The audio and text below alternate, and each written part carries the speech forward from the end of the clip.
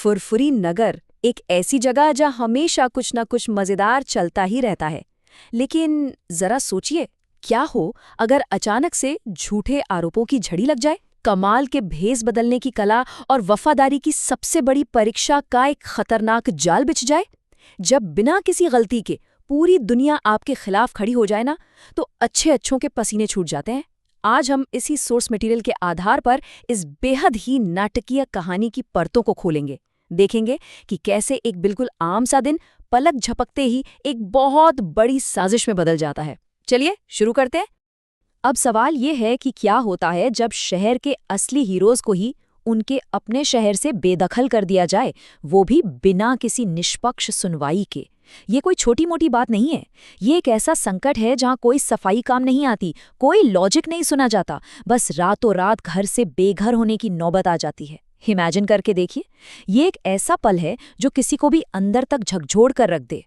तो आइए इस कहानी के पहले हिस्से यानी act 1 the fall and the false accusation की तरफ बढ़ते हैं, जहां से इस पूरी परेशानी की असल में शुरुआत होती है। कहते हैं ना, मुसीबत कभी दरवाजा खटखटाकर नहीं आती, बस एकदम से इंस्पेक्टर चिंगम मोटू और पतलू के घर पे रेड मार देते हैं। और ये कोई रूटीन पूछताछ नहीं थी, बल्कि सीधे एक सुनार की दुकान में हुई बड़ी चोरी का इल्जाम था। सोचिए, 1 मिनट पहले तक सब कुछ एकदम नॉर्मल था और अगले ही पल इन दोनों की दुनिया पूरी तरह से उलट-पुलट हो गई। रातों रात उन्हें शहर का सबसे बड़ा क्रिमिनल डिक्लेयर कर दिया गया। और यहीं पर हमें सिस्टम की एक बहुत बड़ी खामी देखने को मिलती है। इंस्पेक्टर चिंगम का वो डायलॉग याद है, कानून सबूत मांगता है और सबूत तुम्हारे खिलाफ है। ये लाइन अपने आप में बहुत कुछ कहती है। जब सिस्टम सिर्फ गड़े हुए या कह लें प्लांट किए गए सबूतों पर ही भरोसा कर ले, तो बेगुनाही साबित करने के सारे रास्ते वहीं बंद हो जाते हैं। पुलिस ने बस सामने रखे झूठे सबूतों को सच मान लिया और एक ऐसी दीवार खड़ी कर दी जिसे पार करना बिल्कुल नामुमकिन सा लगने लगा। और इस सख्त कानून का अंजाम क्या हुआ? तड़ीपार। अब ये तड़ीपार कोई मामूली जुर्माना या कुछ दिनों की जेल नहीं है। ये शहर की सीमाओं से बाहर फेंक दिए जाने का एक बेहद ही कठोर कानूनी आदेश है। मतलब चोरी का इल्जाम लगा और सीधे फुरपुरी नगर से बाहर का रास्ता दिखा दिया गया। ये सिर्फ फिजिकली बेदखल करना नहीं था, बल्कि एक बहुत गहरा सामाजिक बहिष्कार था जो इन पर थोप दिया गया। इसके बाद आता है कहानी का दूसरा हिस्सा, act 2 the betrayal and the test of friendship. अब मामला सिर्फ शहर से बाहर निकाले जाने का नहीं रहा, बल्कि एक गहरे इमोशनल क्राइसिस में बदल गया। देखिए, जब कोई इंसान मुश्किल में होता है ना, तो सबसे पहले अपने दोस्तों की तरफ ही देखता है। मोटू पतलू को भी यही उम्मीद थी कि डॉक्टर झटका और घसीटाराम जैसे उनके पक्के दोस्त इस झूठे आरोप के खिलाफ ढाल बनकर खड़े होंगे। लेकिन असलियत एकदम अलग थी। वो दोनों बस चुपचाप एक किनारे खड़े होकर तमाशा देखते रहे। उन्होंने उस अंधे कानून और उसके प्रोसेस पर तो आंख बंद करके भरोसा कर लिया, लेकिन अपने दोस्तों पर नहीं। यकीन मानिए, ये तड़ीपार की सजा से भी कहीं ज्यादा बड़ा दर्द था। किसी ने बिल्कुल सच ही कहा है, सच्चे दोस्तों की पहचान मुसीबत के वक्त ही होती है। जब इन दोनों को अपनों की सबसे ज्यादा जरूरत थी, तब उनके दोस्त सिर्फ तमाशबीन बन गए। इस बात ने उन्हें ये सोचने पर मजबूर कर दिया कि यार, जिनके लिए हम हमेशा खड़े रहे, आज उन्होंने ही हमारा साथ छोड़ दिया है। यहाँ से एहसास होता है कि अब लड़ाई सिर्फ अपनी बेगुनाही साबित करने की नहीं बची थी, बल्कि दोस्ती का असली मतलब सिखाने की भी हो गई थी।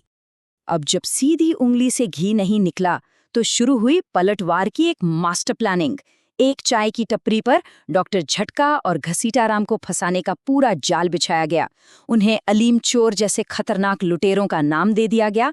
इसके पीछे का मकसद बिल्कुल साफ था, पुलिस बुलाकर उन्हें भी उसी झूठे आरोप और तड़ीपार के दर्द का टेस्ट कराना, ताकि उन्हें भी तो असल में समझ आए कि जब कोई बिना किसी गलती के फंसता है ना, तो अंदर से कैसा फील होता है। इस कड़वे सबक के बाद हम पहुंचते हैं act 3 the trap and resolution पर। ये सबसे रोमांचक हिस्सा है, जहां असली अपराधी को पकड़ने और न्याय को वापस लाने का काम शुरू होता है। अब बारी थी असली मास्टरमाइंड यानी जॉन द डॉन को उसी के बिछाए जाल में फंसाने की। ये प्लानिंग एकदम परफेक्ट रिवर्स्ड हाइस्ट वाली थी। सबसे पहले दोनों ने महिला नौकरानियों का भेस बदला, जो कि किसी के घर में घुसपैठ करने का एक बहुत ही क्लासिक और असरदार तरीका है। फिर जो सामान चुराकर इन पर इल्जाम लगाया गया था ना, वही सामान बड़ी चालाकी से जॉन की ही अलमारी में छिपा दिया गया। और इसके बाद फाइनल स्टेप, सीधे पुलिस कमिश्नर को बुलावा। और फिर पूरा का पूरा पासा ही पलट गया। पुलिस कमिश्नर और इंस्पेक्टर चिंगम की एकदम अचानक एंट्री होती है। अलमारी खुलती है और अंदर से क्या निकलता है? वहीं चुराए गए जेवर। जॉन द डॉन लगातार चिल्लाता रह गया कि भाई मैंने चोरी नहीं की, मुझे फंसाया गया है। बिल्कुल वैसे ही जैसे कुछ समय पहले मोटू पतलू चिल्ला रहे थे।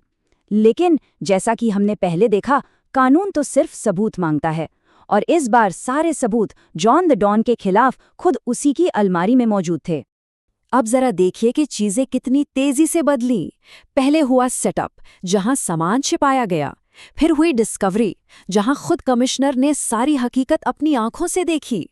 और अंत में मिला जस्टिस। जिस जॉन द डॉन ने दूसरों को फंसाने के लिए तड़ी पार के नियम का फायदा उठाया था, बिल्कुल उसी नियम के तहत उसे आउट आउट आउट कहते हुए ऑफिशियली शहर से बाहर फेंक दिया गया। ये बुराई पर अच्छाई की और एक शानदार वापसी की जबरदस्त जीत थी।